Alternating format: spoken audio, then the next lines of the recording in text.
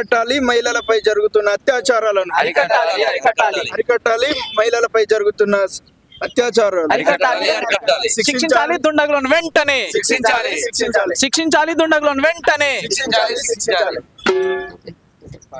78 ఏళ్ల స్వతంత్ర భారతదేశంలో కూడా ఇప్పటికీ రక్షాబంధన్ అనే పేరుకే తప్ప రక్షణ కల్పించలేనటువంటి కేంద్ర రాష్ట్ర ప్రభుత్వ పాలకులు సిగ్గుతో తలదించుకోవాల్సిన అవసరం ఉంది.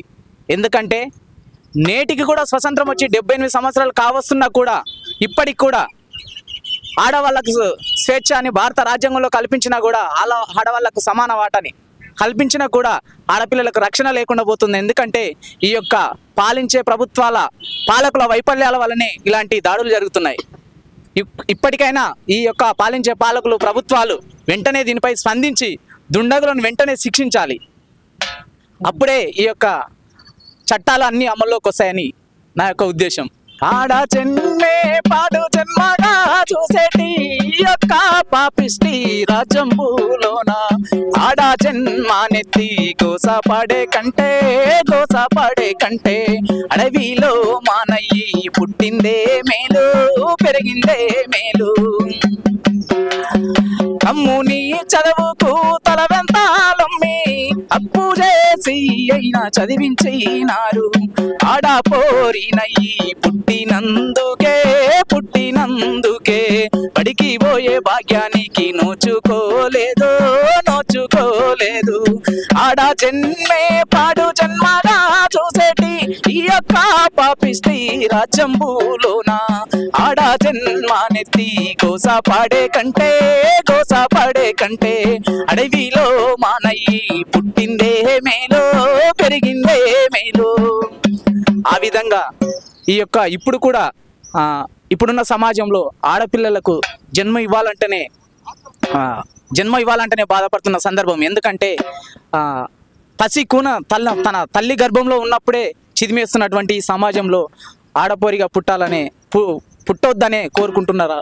ఎందుకంటే ఆడజన్మ లేకపోతే ఈ సృష్టి లేదు. అన్న చెప్పండి అన్న, ఏంటి అసలు ఆ విషయం ఎట్లా చూడవచ్చు? అన్నగారు, మరి ముందుగా సిగ్నేచర్ టీవీ యాజమాన్యానికి అందరికీ కూడా ధన్యవాదాలు. 78వ స్వతంత్రం వేడుకలు కూడా భారతదేశంలో అంగరంగ వైభవంగా జరుపుకోవడం జరిగింది. దాని తరుణంలోనే మరి నిన్న రాఖీ పండుగ భారతదేశంలోనే అన్నదమ్ములకు ఒక స్త్రీని గౌరవించే అటువంటి పండుగగా రక్షాబంధన్ కూడా జరుపుకోవడం జరిగింది. కానీ ఈనాడు ఒక ఆడపిల్ల గడప నుంచి బయటికి వెళ్తే మళ్ళీ ఇంటికి తిరిగి వస్తుందో లేదో అని తల్లిదండ్రులు ఎంతో కూడా భయపడే అటువంటి మన దేశము స్వతంత్రం ఎక్కడొచ్చింది వాస్తవానికి? ఓ స్వతంత్ర భారతమా నా స్వరాజ్య దేశమా, కష్టాలు కన్నీళ్ళు చివరికి మిగిలాయా, సిరి సంపద గల దేశమని అంతా అంటున్నారమ్మా. ఏమి చేశావు మరి ఎక్కడ దాచావు? చదువుకున్నటువంటి పిల్లలు, డాక్టర్లు కానీ, మరి అదేవిధంగా రైతు బిడ్డలు కానీ, కూలి చేసుకునేటువంటి వాళ్ళను కానీ, 6 సంవత్సరాల నుండి 60 సంవత్సరాల ముసలోళ్ళ దాకా కూడా కామంతోని భారతదేశంలో ఉన్నటువంటి యువకులు ఇలా వేధించి మహిళల మీద అత్యాచారం చేసి చంపుతున్నారు. ఎంత మాత్రం వాస్తవానికి ఆలోచన చేయాలి.